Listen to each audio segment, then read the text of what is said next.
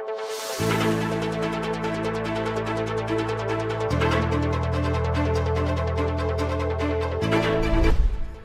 Paldo, Pampanga, magandang araw, Central Luzon. Ako po yung kayong Talasuyo, Liana Canilaw. Ready na rin ang mga regular balita ngayon Milabas sa Paromingo. City Admin Nelson Lingat, may deklarayang persona non grata keng sangguniang palungsod ng San Fernando. Busbus keng dalan lele ning sapa keng San Isidro, sakit deng buntok, deng mapilang memaryo. Comprehensive Land Use Planning San Fernando, dapat yang paningaralan, katukida ring serya ng flash flood agpangkang VM, PJ Lagman. PRO3, wala raw namomonitor na ibang Pogo hub sa Central Luzon, maliban sa mga nauna ng NARID. At isabong, pinag-aaralang buhay ng kamera at PCSO para maibsan daw ang epekto ng Pogo ban.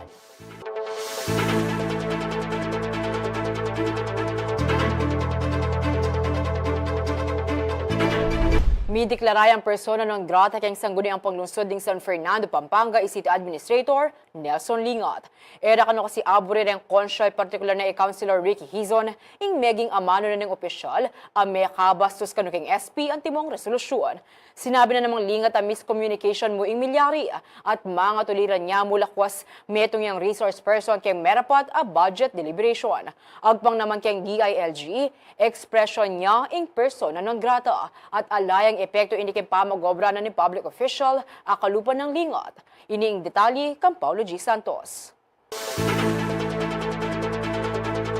Ditak na lamumi karas, di City Administrator Nelson Lingat at Councilor Ricky Hizon ning Siyudad San Fernando, Pampanga, king merapat of supplemental budget deliberation ning sangguniang panlungsod. Keng exclusive interview ng Hizon king programang Abak na Balen ning CLTV 36. Sinabi na ning Consiela Vice Chair mo naman ning Committee on Appropriations, Budget and Finance, ake bastusan niya king meging amano na kanung Lingat kabang makayarapla ring department heads ning LGU king session hall anyang July 4. Tuling, lawen tayo, ang institusyon may bastos. Lalo na kitang sinabi ng ama nung magbiyasa-biyasa kayo, wala akong balo. Karin niya po magkay talaga. Anya, sabi ko, makanya na ako. Dati kang manungkulan, administrador ka, alter ego na kaning mayor, potanggay, magsalita ka makanyan. Anya, makanyang ko pong tinalakad na kitang baging ita, sabi ko hindi nga mano, nung bisa ka, ako ping kayo, may paglako tamong malan, o may paglubas tamong, kalingwan tamong posisyon, nanong burino nga kayo. Pauli na nini, megmosyon niya Hizon ay deklarayang persona non grata ilingat keng City Council anya mibay cheng SP Resolution number 2024-149. Keng pamanisplika ng Hizon, megumpisa ing komosyon anyang sinabi ng aliwa ilingat nune deng department heads dapat deng mamakibat kareng kukutang naning sanggunian. Queen Westyon na muna man kanuing point order ng Hizon, antimong vice chairman na ning committee. Kanya sabi ko, makanano wala akong karapatan. Research me yapin yan ngabi ko ka rin chairwoman na yung point of order, yung makapagsalita ang makanyan at ating upaya, yung kikatamong chairman or chairwoman, yung vice chair, and the member. Mupi na niya mig-instigated ang point of order na kibat anyang sinabi ng kitang point of order, misabi lang pong Councilor Reggie. Actually, kanya mag-point of order ko. Po-point of order ko, I'm just giving the way to explain ng kikatamong head na ng City College. Alibay itang sabihan ng may bastos siya. Base pa king resolution, ene kanun respetong Lingat ing sangguniang panglungsod antimong institusyon. Anya, ene kanu welcome Kenny. Ene talaga welcome sa sanggunian. Aliya po. Siyempre, we will stand as the part of the sanggunian. Yapin po yan. Kaya po mo may desisyon yan as individual kayong katamong kayong partner ni sanggunian. May approve po yan as a whole. Miscommunication, makanini na manakakit City Admin Lingat ing milyari. Dapot pepasyas na nini nga suya king katulirang makibat kareng kutang uling metong yang resource person keng mera pata deliberation na king supplemental budget. Ay tangket ang persona ng grata, I think na. Actually, maybe a sort of, what do you call that, miscommunication siguro during kitang deliberation ng supplemental budget number 3. I do not know kitang karelang basihan, pero sabi ko na itang wisdom di ako naman ko-questionan because that's their wisdom. Pero ako, as far as I am concerned, I think naman na ako man maging unbecoming para ma-charge kitang mga kasi I am part of the group na invited as a resource person kitang deliberation na ng supplemental budget na ng city. So I have the right to speak in behalf of the department concerned, di ba? Aintindyan na mo naman kanong lingat nung welcome ka rin konsyal at sinabi ng alane man epekto ini king kayang obra antimong administrador ng syudad. Kasi itang makanya na statement, it is maybe, to be exact, itang literal na kasi nito, you are unwelcome Now, it is, ang ingkutang no ka rin, di ba? Maybe ka rin, but when we say kasing persona ng, it's a non-binding I am under na ng executive department, di ba? And ako man under kayong legislative. So, in other words, yun ang mga epekto kitang obra ako as administrator na ng executive department. Manuala na manilingat amaluat muring meging konsyal, alumwaling katutuan dikil keng pisasabyan. During the time, most of the department head present. So, ikiding milyari. Ikida naman nung nano yung talagang meging dahilan o ba't miras lang kitang makanya na sitwasyon Napumuri sa biyang karani membro ng Sanggunian. Ako naman, maraming ko respeto kay Sanggunian because big serve ko for the past more than 28 years. So, maraming ko respeto kay institution. And it is sad na miras kitang parting makanyan. Sumangit na ning mapaling issue kasasangkutan ng lingat at tuturing mo naman na alter ego ng Mayor Vilma Caluag uli na ning kayang posisyon ng temong city administrator. Nilino ng Vice Mayor BJ Lagman alang krisis keng serbisyo publiko keng San Fernando. But there is always a room for to talk about this one. Pero papumilyari. No? So I think this is the right time to settle things regarding that matter. Pero as we speak, ala pong maging diferensya itang itang communication between the executive and the legislative. Samantala, agbang naman king Department of the Interior and Local Government o DILG Region 3, isolated case ing milyaring panga persona non grata kang lingat. Atin niya mo naman pepalwaling ahensya, opinion number 30 series of 2020, amanis blika king katulid na kabalduga na ning persona non grata. So mayroong nakarating sa DILG at pinaghingi ng opinion. Ano ang implication ng declaration? At ang sinabi ng is just a mere expression of sentiment. And ang Supreme Court din in several cases sinabi na talaga anong kaibahan ng ordinance as against resolution. So yung resolution, it's just a mere expression of the members of the Sanggunian. So okay na ginawa nila yon, nag-issue sila ng ganon, karapatan nila. Pero yung tao na dinideclare nila person non grata, hindi nila pwedeng i-prevent na mag-perform ng kanyang function kasi may mandato po yun. Pamanalakaran na ning DILG metong iyang ekspresyon ning persona non grata ning sangguniang panlunsod o sangguniang bayan mopin dapat kano makukompromiso ing serbisyo publiko lalo na kareng memalen. Ako po'y Paulo G. Santos, ating pusong makabalen.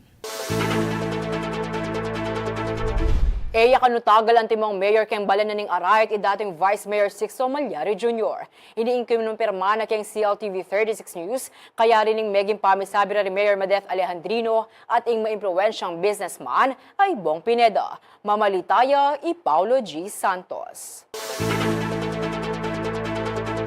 Viral yang heni kay social media ing video a pinost ng dating Arayat Vice Mayor Sixto Pogi Malyari Jr. Mayakit ka nga 25 segundo aril ing pamanyakerang chopper Mayor Madet Alejandrino ami ka caption pang Arayat to Pradera Lubao. Ing itsura na ning chopper, elalaut king seke ng Mabalacat City Vice Mayor Gerald Aquino anyang sinabi ng pepadakit ning influential businessman ay Bong Pineda at tatang ng Governor Dennis Delta Pineda at asawa ng Vice Governor Lilian Anay Pineda.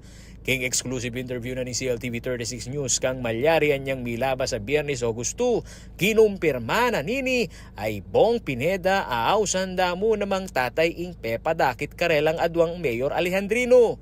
At Kenny Canu, inyawad ng Pineda ing karelang pamisan metong Madir at dati na nga kalaban king politika Arayat. Ikit ko nung makananuya ing puso ng tatay kem probinsya na itang pamisan metong na darening dating mitutunggali nung pwede mo na malingad mo rin na dati kaming mitunggaling Mayora Madir kay may labasan na panahon. So yan ka rin dinuruting pamikwentuhan at kapamalakan kita nga mumunang aldo na mikit kami na kayabe kepi na ni Mayora Madir.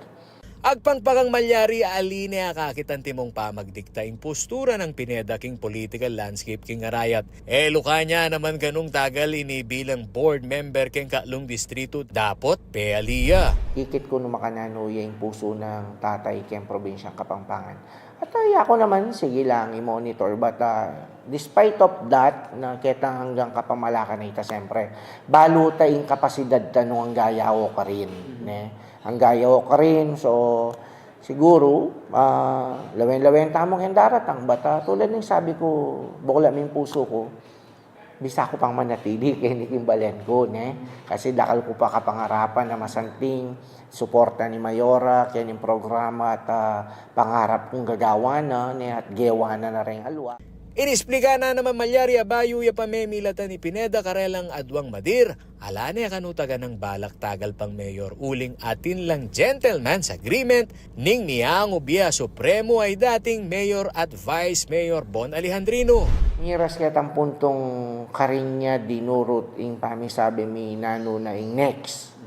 Uling pimiging katunggalida ko niya may labasan po, kaya lumaban ko pa karela, yan, etc. Uling alay Mayor Bon, yan, etc. Pero ali, kasi ating kami pamisabi after the election of 2022. Sinabi ko nga rin nga ganagan ng pangarap ko kembali na Arayat at kita naman may bitasal at gawa na lang Mayora. Pasibayo na naman pepasyas ning dating Vice Mayor Aloy Alyacanu king partido akambilan. Libanting larangan na ng politika ever since talaga kambilan ka ta. Ako talaga karela. Dakal linapit ka na ako, lalo na yung Vice Mayor ko, pero yung loyalty ko talaga.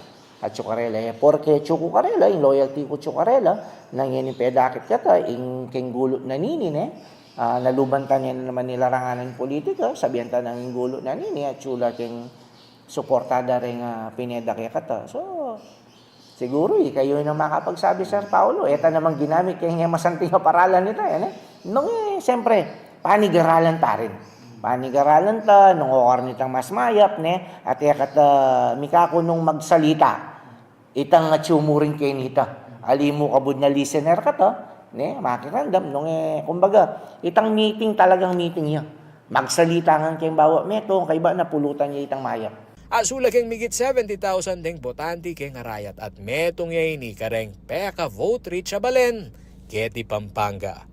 Ako yung kakain Dalasuyo ay Paulo G. Santos, ating pusong makabalen. Baka sa Jano kanuremyalo ang aktibidad na marapating adwang aldong Education Summit kay Ciudad San Fernando king August 22 to 23. Kaya benakeni ing metong at town hall nung nukarin asahan lang tumagon ding policymakers, education officials at aliwapang stakeholders bang pisabihan ng solusyon keng krisis keng adoksyon. Ayning report.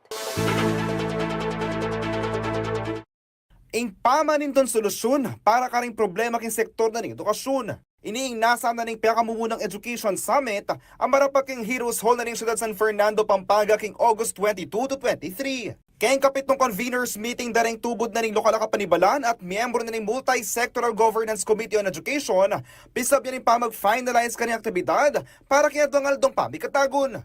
Kaya bekay ning town hall ng luka rin malalam lang pisabyan ding programa at isyu sa harapan na ning education sector. Asahan naman kanong tumagon niya kay ni Senator Win Gatchalian at chairperson na ning Senate Committee on Basic Education at ding aliwa pang opisyal ng gobyerno iba't kibesabing sektor. Sa town hall, actually very excited tayo kasi si Senator Sherwin Gatchalian ang ating main guest, no? Together with regional directors from DepEd, CHED, and TESDA in this town hall. So masaya tayo kasi gusto natin malaman ano ba talaga yung mga proyekto or mga programa ng national pati ng regional na siyempre ma-i-implement yan dito sa City of San Fernando. Kay Batning Town Hall, may daw naman kano'y plenary session nung nukarang medina lang pamikatagon ding miyayariwang participants, ang mangutang o mamyemo ni Kala dikil ka rin pisasabihan. Plenary naman na ito, maririnig natin yung mga boses ng iba-ibang stakeholders ng education sector. Meron tayong representatives ng mga estudyante, ng mga guro, no, ng mga administrators, pati ng ibang mga non-governmental organizations at lahat ng mga stakeholders na merong kinalaman sa edukasyon. No? Kasi siyempre, sabi nga nila, it takes a village to raise a child. And so, lahat ng mga stakeholders talagang merong magiging contribution dito sa ating Education Summit para sa ikakabuti ng ating education system dito sa San Fernando. Ang pangpakin chairperson na ning Program Committee na ning Education Summit ni Zab Jimenez, welcome lang makyabay kay Education Summit din nino mga interesado. Magsadya lang anong registration form para karela. Well, lahat ng sectors ay represented. So lahat ng interesado mag-attend ng ating Education Summit ay welcome, no, to register. So maglalabas ng detalye kung paano pwede mag-register. Ikaw man ay taga-ECCD, DepEd, CHED, TESDA, kayo ay welcome, no, mag-attend ng Education Summit. At tatanda ng February 24 ni Kasulungsungang Banwa, anyang pirma ng Mayora Vilma Caluwag ang Executive Order 2024-010 bang mamyedalan ng Education Summit. Linto kasi king Second Congressional Commission on Education o EDCOM to report at dapat niyang gawang complementary programs ng gobyerno bang pasigna ng early childhood care and development. Kaya ba mo naman kaning recommendations sa EDCOM 2 king Department of Education, yung pamanyaling textbooks available na king merkado, kaya sa king amayutan na pa rin publisher sa gawang bayong libro. Gawa ng prioridad ng poorest of the poor, pangaras king pamamiyang tertiary education subsidy.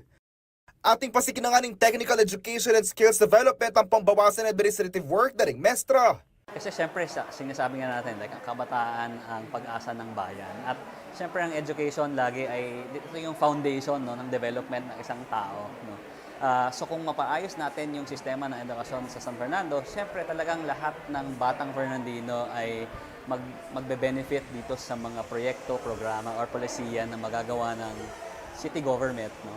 At later on, siyempre, this impacts the life of the child, no, and the student, and eventually, when they start working, magiging productive silang mga citizens ng San Fernando at definitely magko-contribute yan sa kabuuan ng kabutihan ng bayan. Samantala, panalban niya yung Education Summit 2024 Town Hall ang plenary session king CLTV 36, ang poking Facebook page ng City of San Fernando City Information Office. Yako po yung kaya kayong talasuyo, JM De Jesus, ating pusong makabalen. Kay mama ko magbalik yung balin at balita.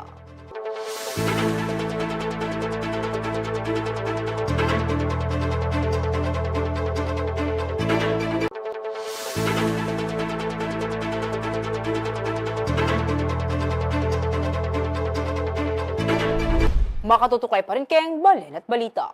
Sa saing-sing lang yan, nirang mapilang memaryo kayong Barangay San Isidro, Ciudad San Fernando, Pampanga. Pauli na ning bus-bus kayang dalan na akalele na mismo ning sapa. Aparte kasi kayang abala ya karela, peligroso yan naman ni kayang lalabas asaken ang pong motorsiklo. Arning exclusive report. Mapilang concerned citizen sa tao San Isidro, Ciudad San Fernando, rempera lang message kan CLTV 36 News bang manyawad sawo. Ing sa sengsing da, ing busbus king dalan lele na ning sapa ang maging peligroso kanu, karelang memaryo. Pauli na nini, pigsadyane ning CLTV 36 News team ing sasabyan dang busbus, bang personal ming pakibalwan ing sitwasyon. Disan miyake ni itatang boy lingat. Kwento na kaya kami, abala yung tutu imbus-bus king dalan. Last week mo, kap na mating sakong malting yan, may nakbag yung mumuna akong parogang. Ikwa ko kung may kayatras. Pero actually, ayon sa ken ko, dinurot ko pa, kaya tayo yung bali ko. Kasi delikado yapin. So, for safety purposes, lumwal ko, dumurot ko pa ka rin. Lungob ko, dumurot ko pa ka rin. Kaya niya yung bali ko, kaya nagulot ng apartment. Makanyan mo naman ni nga mano na kaya kami ning tricycle driver ay Renato Darwin. At man durutan ka rin, sir. Dumurot kami ka rin. Delikado sir Puta, may shoot kami kaya ni. Malwat na kanuing busbus kendalan at paneda neman nining tatambakan, dapat pasibayan linto anyang bagyong Karina. Makanyan po, tambak Makanyan. Unti ka na kanita po, ang tamaragol Katrina ita, Karina bagyo, may cave-in na naman, o yan, timbakan da na naman, kaya minurana, sikana naman o yan, mila ko na naman yung tambak. Ing sa singsing dareng me Mario, peparasmi kang City Engineer Anel David. Agpang kaya, may report na kanuking karelang opisina yung busbus lele ning sapa at pintalandan niya naman nini bang inspeksyonan. Tinkula ning danum, itang lalam na nito. So, itang pengabita mong sandbags ka rin may wash out. Yung panayan ni kanini, imburi ni sana malyari, bulusan ni itang baba. Bakan to, kumbaga, itang mila kong feeling kitang baba, i-refill tayo. Unfortunately, kapag malalamin danum, anita agaway tauling. Kumbaga, itang baba, may refill dahil ating water. Panayan damo kanong kumating danum, bang makagawa lang short-term solution. Makipag-coordinate mo naman kanuing local government unit ken Department of Public Works and Highways bang medina niyang long-term solution ing may sabing problema. Ing akakit na kaya maging long-term, i-refer niya din king DPWH dahil ating yung project ngayon sheet piling yun. Kapag kasi sheet piling, ating na ito pinaka-the best solution. Kareng kaya katamong slope protection, kareng sapa, na na talaga maglukid. Kumbaga, dire-diretso yung maging flow na ning danum. Kasi itang project 2 kilometers siya, yung maging area na, bandaya kayong San Isidro, Alasas, and San Agustin. Pero akasabi talo, napakasabi tamo, dahil ang critical area, nung pwede dalang yun. So, i-recommend niya na iabe yung karetang area na pwede dang yun. Panaliganda naman deng may Mario San Isidro, kaya kami nga kasabi, ing mabilis sa aksyon na ning gobyerno. Sana, nung ako mo, kini semento ado kini main road ne crop day ni patang kay semento am danindalan hanggang kitang dulo sementado yan man po sana bantay ini namin pundalan na sementado kini buong subdivision. So yung request ko po sana sementado yung karin kay ba de may repair ni cave in patang kay semento am danin pumbukan ta. Marami pong salamat kung mapagawa dahil ni sir. Kasi magkasakit kami mag-tricycle, dem paseros, magdudurot pa ka rin. Nung ating issue king kaya kayong komunidad Aburrio Medina solusyon, pa CLTV 36 Yunayan kabalen. Mag-message kayo mo king kaya kaming Facebook page as CLTV 36 News, bang akwamila rin kailangan detalye at panayin nyo pong mawas at munta kami kaya kayo. Kaya JM De Jesus, ako po yung kaya kayong Talasuyo, Arlen Salonga, ating pusong makabalen. Kaya bela kanurang makipot a kanal ating mababang lokasyon ng San Fernando kayang maging sangkanan ng flash flood kayang syudad. Patse mumuran masikan, agpang kayang lokala kapanibalan. Mumunikala na namang Mayor Vilma Kaluwag amika investigation kayang road improvement projects. Bang mabalo nung nanong impact na rin kayang flood mitigation. Arning exclusive report ng Paulo G. Santos. Ameging masantingin pa maglub na ning Agosto para kareng aliwata mong kabali na manok na at magobra keng syudad San Fernando, Pampanga. Keng pulmerong aldo nakasining kasalungsungan bulan ni bugnusing masika na uran kilub ning may gita 2 oras. Ing resulta, limbog lareng mialiwang dalan keng syudad. Anya daka lareng empleyado ang pong estudyante, reng menga stranded keng opisina, eskwela at maski na keng dalan. Deng mapila na netizen, era iwasan pa siya king social media ing karelang kapigaganakan at takot misoso king halbog. Kalu para mo reng may stranded king B. Mendoza Street ang gana king High School Boulevard.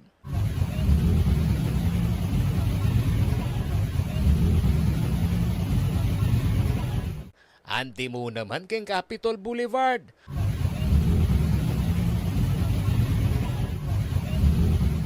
At King Jose Abad Santos Avenue at tuturing ang major thoroughfare alimuning syudad, nune king mabilog a Central Luzon.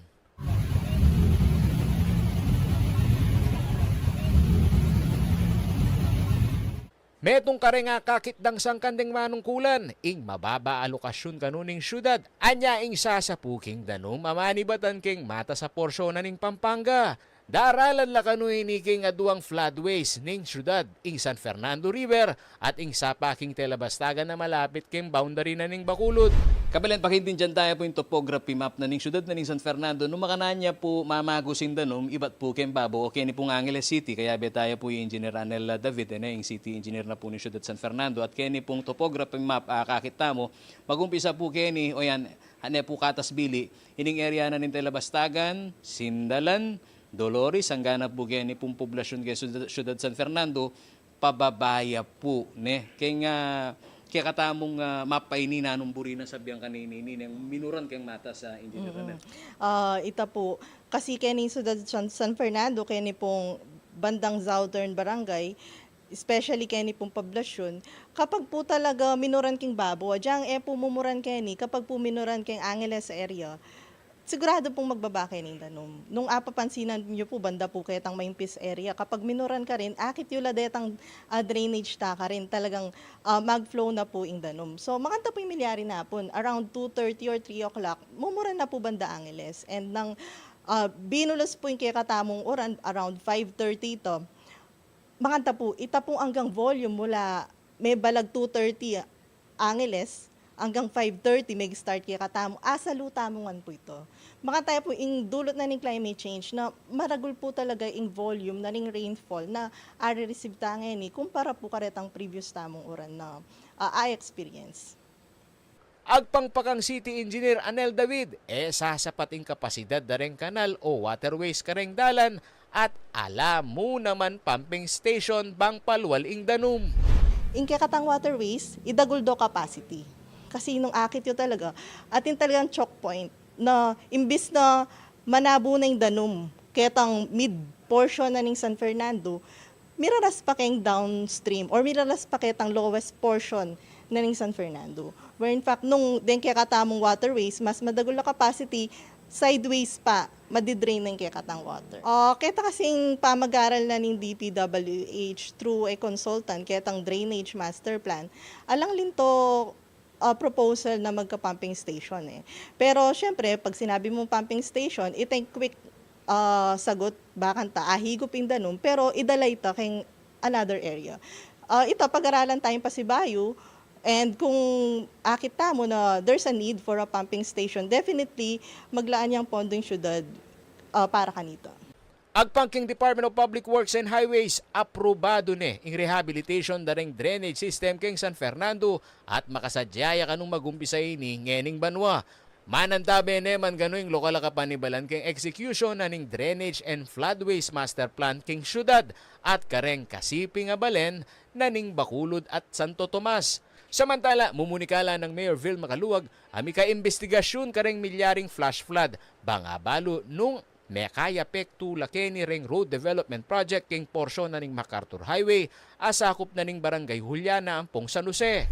Penigobran tamo ing magawaya ing master plan na ning San Fernando, keng pong flood control. Ayan, reng gana-gana pong drainage. Uling ano pong ka-importante rin ne?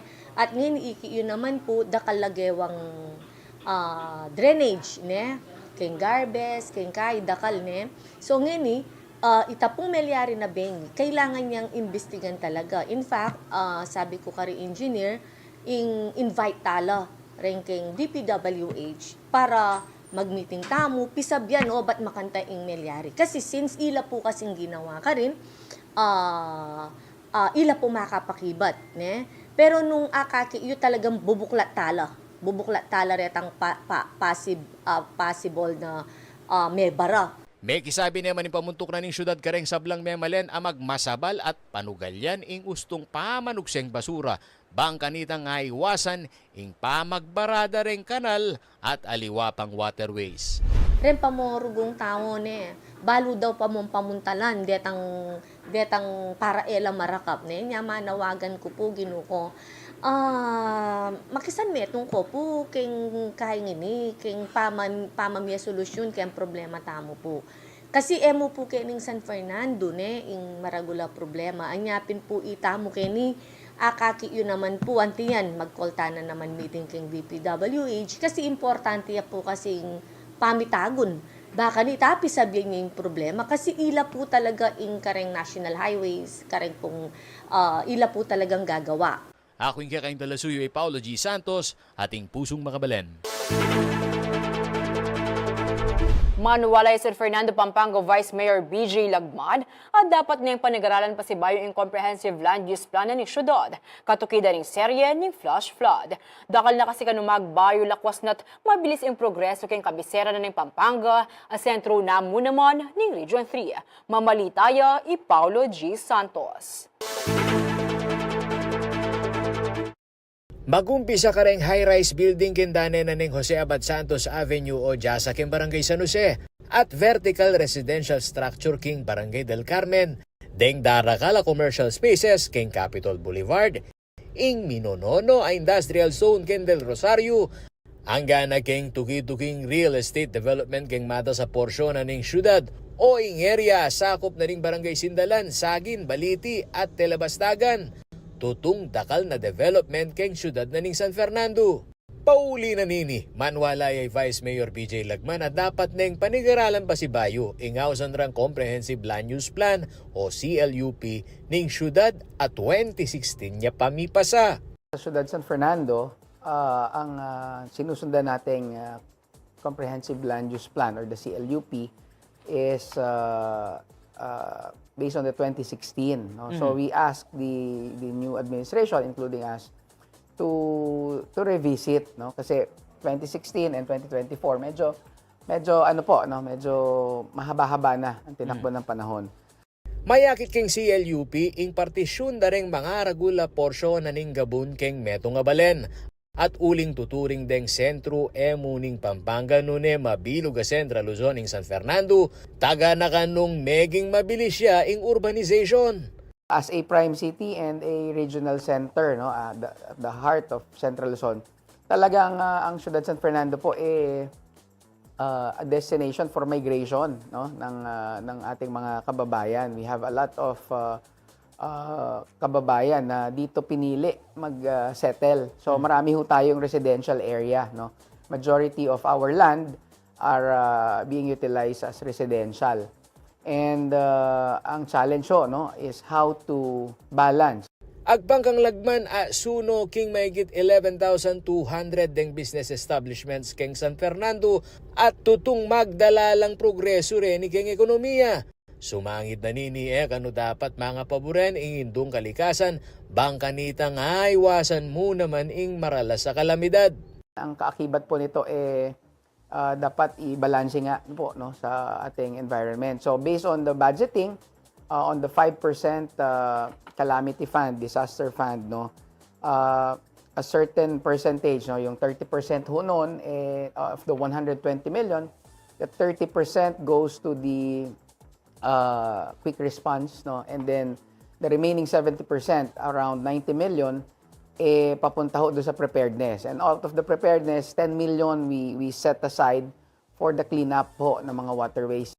Samantala, metong naman gano ka rin akagit ng solusyon Lagman king Albug king syudad, ing pamag-rechannel king Danum king San Fernando River, papunta king Santo Tomas San Fernando Tail Dike.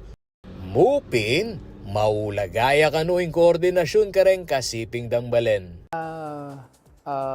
In flow na Danum, along from the upstream going down, ing sapo po kasi is the San Fernando River. So anya po karinya may kabit na install itang kay katamong pumping station going to the Tail Dike. And Tail Dike po kasi controlled dya po ing ala pong community, ala pong baleng mapeperwisyo inside the dike. The reason why karin po ing outfall. So as a courtesy po karening kakatamong adjacent or karening downstream tamon like ing Santo Tomas, ang po papuring other Minalin, kaya niya po inflow, but kailangan ita pong pamagluwal is regulated pa rin. Panaligan na kanungyan ning San Fernando LGU ing execution aning Drainage System Master Plan ning Department of Public Works and Highways o DPWH. Bukeng syudad, nune pati kareng kasiping nga balera ning Bacolod at Santo Tomas. Sisikapan na pamurin ning CLTV 36 News nung kapilan niya magumpisa ingaw sandang master plan ning DPWH aing Regional Office 3 yakanong Manibala. Ako yung kayong talasuyo ay Paulo G. Santos, ating pusong makabalen. Kay mama ko magbalik yaing balin at balita.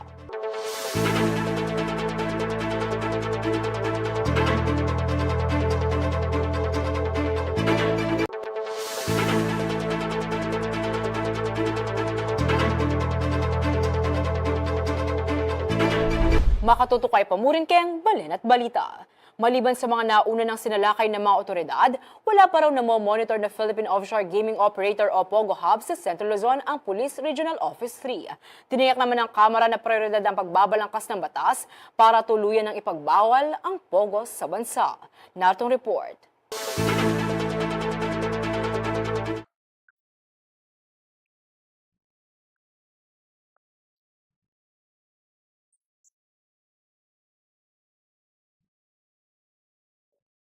Ito ang isa sa mga naging highlight ng ikatlong State of the Nation Address o SONA ni President Ferdinand Marcos Jr. noong July 22. At bilang pagtalimas sa atas ng Pangulo, mas pinaghigpit daw ng Police Regional Office 3 ang kanilang pagbabantay sa mga establishmento sa rehiyon na posibleng pamugaran ng mga Philippine Offshore Gaming Operators o POGO. We make sure na we will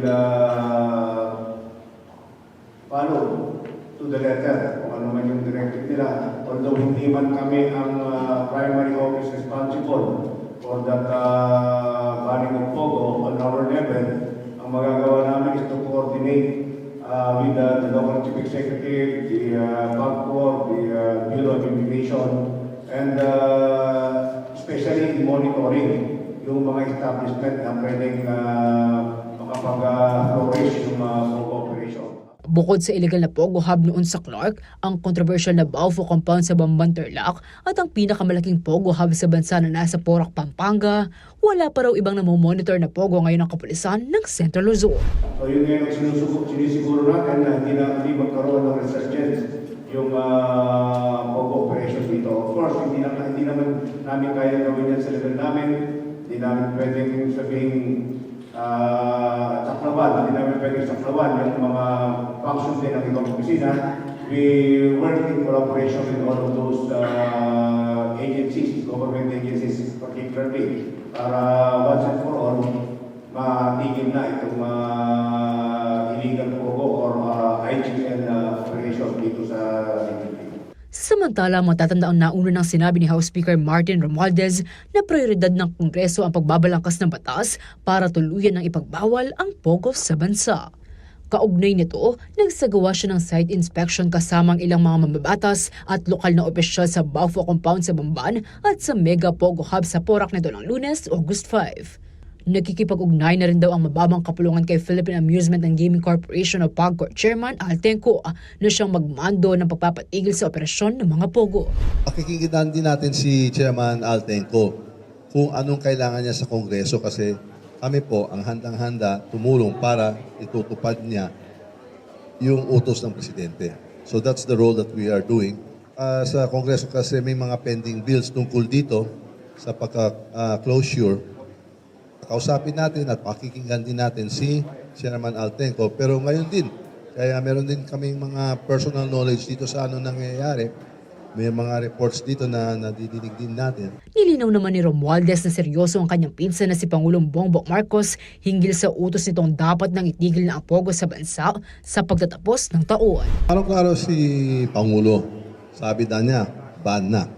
Pero binibigyan niya si Chairman Altenco until the end of the year para ayusin mga nadi-displaced, papawind down at lahat ng mga kailangan gagawin.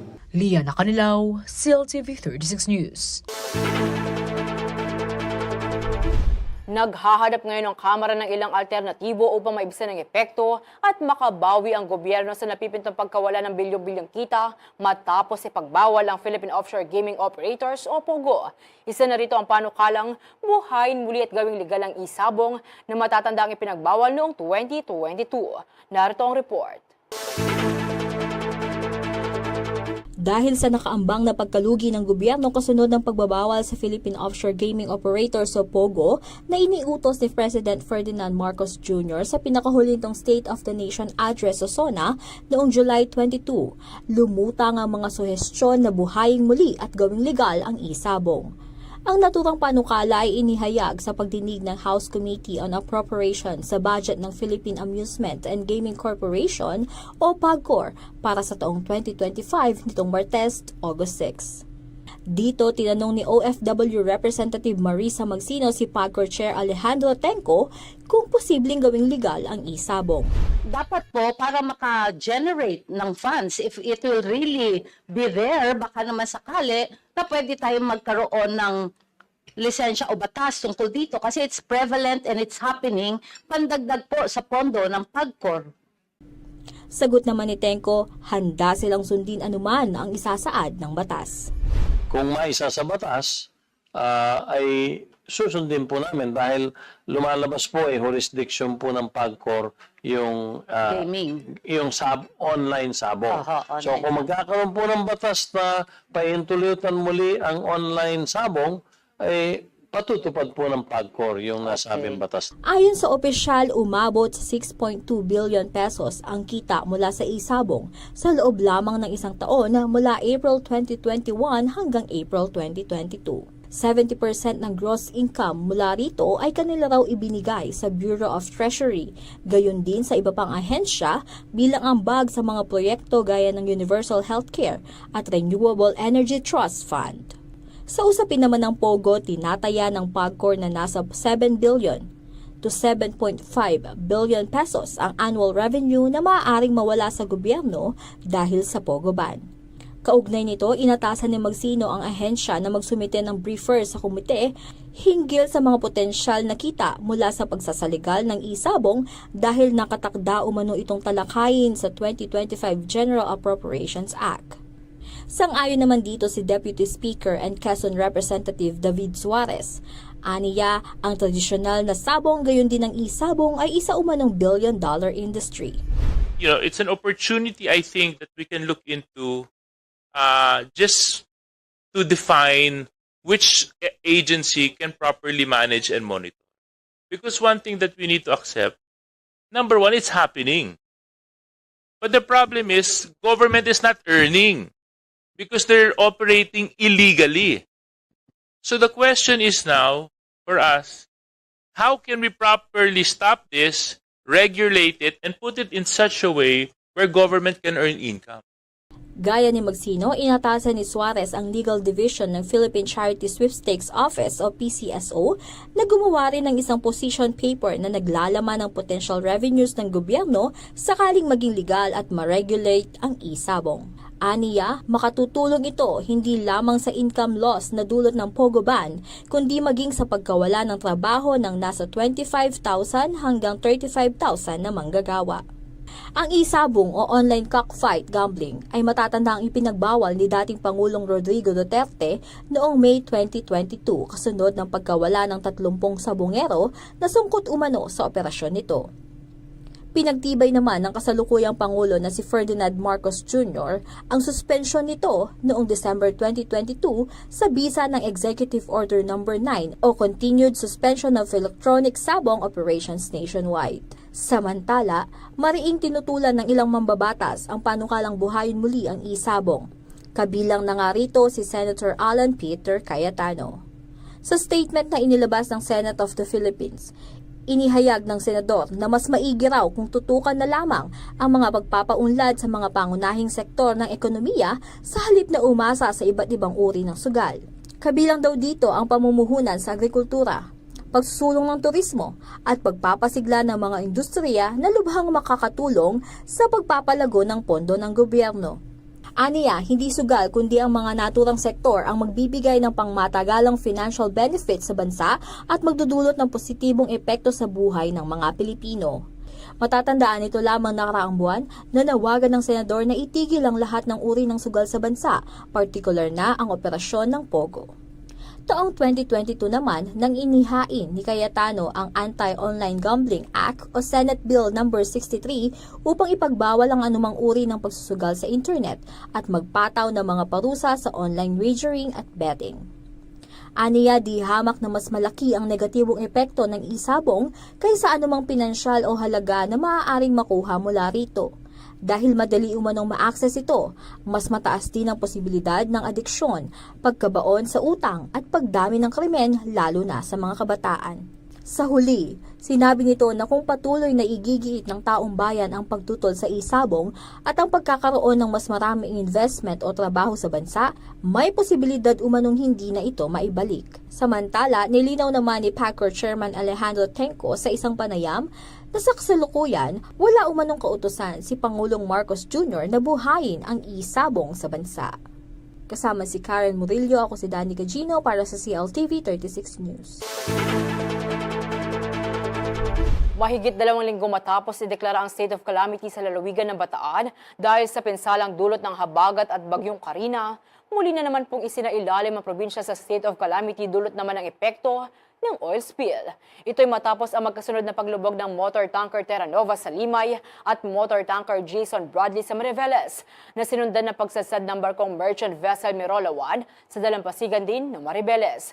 Batay sa Resolution No. 328 Series of 2024 na inilabas ng Sangguniang Panlalawigan ng Bataan nitong Lunes, August 5, idineklara ang state of calamity sa lalawigan dahil mayroong mahigit 70,000 na mangingisda sa lugar na nakararanas ng mga panibagong pinsala dulot ng pagtagas ng langis mula sa mga barkong lumubog.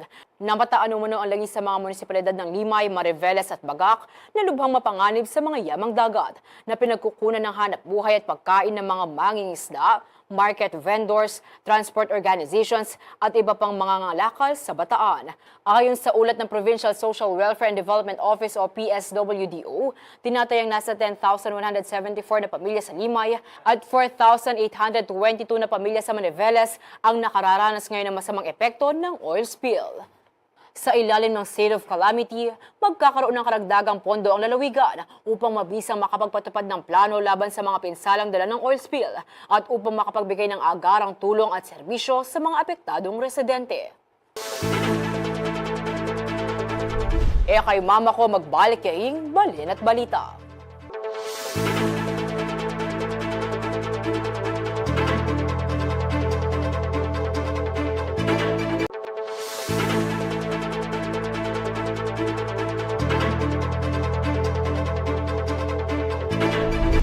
Makatutukay pamurin kayang Balin at Balita. Ang timong pamagsadya para kayang daratang eleksyon kayang Mayo ni Tutuking Banwa, makasadya ang Midaon Satellite Registration and Commission on Elections San Fernando, Pampanga, karang miyaya liwang lugar kayang syudad. Para karang first-time voter sa EPA may kapagrehistro o karang dati ng botante, abisang mag-transfer o mag-update registration, are ni ring schedule ang pong lugar, ang malyaring puntalan. August 13 to 15, King SM City Telebastagan. August 16, may satellite registration din, King Pampanga High School. August 17, Montano, man King Malpitik Barangay Hall. August 20 to 22, Ampong 27 to 29, King SM City Downtown. San Fernando Jail District naman, King August 23.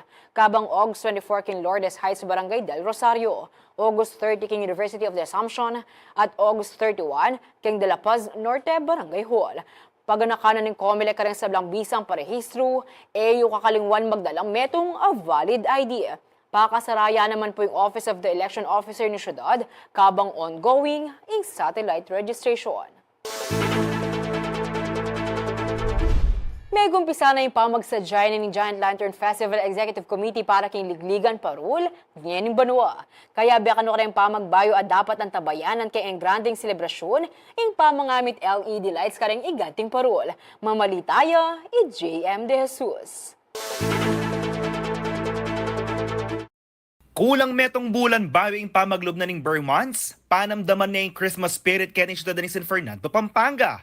Huwebes August 8, may daw niya yung mumunang meeting ng Giant Lantern Executive Committee ban pagsadyan niya, ing pakadinalan at labinga na mabanuan ng selebrasyon. Kenny tinagulo ring tubot iba't karimyayaliwang sektor, apeni muna ng Giant Lantern Festival 2024 Chairperson Engineer Alvin Mendoza. Our agenda today for our first executive meeting is the reading of our executive order from our mayor, of course. And that's why we are thankful for our City Mayor Vilma Kaluwag. And presentation of our working committees. And also one of the agenda is the calendar of activities for this year Giant Lantern Festival. Kalupa niyang milabasa na banwa, apulula naman kanong barangay di Makiabe kin Giant Lantern Festival, ang marapat king Robinson Star Mills kin daratang nga Disyembre. Dapot ng pamanaliwa kanong eni, LED lights na rin gamitan karing parul. Actually, this year, sabi pin, nandin kayong meeting, we will open for the LED lights para medyo babaya po itang wattage na rin bawat parol. Baka nita din at siyempre mag-improve every year. Ne? About kareng lantern. Then about the venue, siyempre Robinson, siya pa mo rin po in venue. Pero this time, siyempre, mas pasantingan tayo po in venue no makanano talang adinan masanting pwesto rin kakanamong Manalbe. Balaos naman karing gawad ng koordinasyon ding balang committee bang kanitang lakwas ding apasanting ing pekapan ninayang pamikatagon. Magkaroon tamong meeting kay bawat committee para lalo ya pong sumanting ing kay katamong Giant Lantern Festival this year. Every week or at least a month atin tamo pong meeting at atin lamo naman subcommittee meeting. Para po egan-agan ng suggestions, recommendations at para makasanting yan po yung Giant Lantern, apipisabyan tayo po. Anya naman dapat niya kanungan tabayanan ang Giant Lantern Festival 2024. Yes, abangan tayo po. Same venue, Robinson Star Mills, Pampanga, kanya pong December 14, Saturday 2024. Sana po manalbe kayo. Nakal po salamat. Yako po yung kaya kayong talasuyo, JM Desus, ating pusong makabalen. Good news para sa ating mga kabalen, sa lahat ng ating taga-subaybay at lalong-lalo na sa mga nangangarap maging miyembro ng P-Pop Idol. Pagkakataon nyo na para ipamalas ang inyong talento sa pagsayaw at pagkanta sa pinakabagong programa na mapapanood dito sa CLTV 36. Ang GKD Labels isang entertainment powerhouse kasama ng CLTV 36 ay naghahanap ng mga miyembro ng pinakabagong P-Pop girl group ng bansa.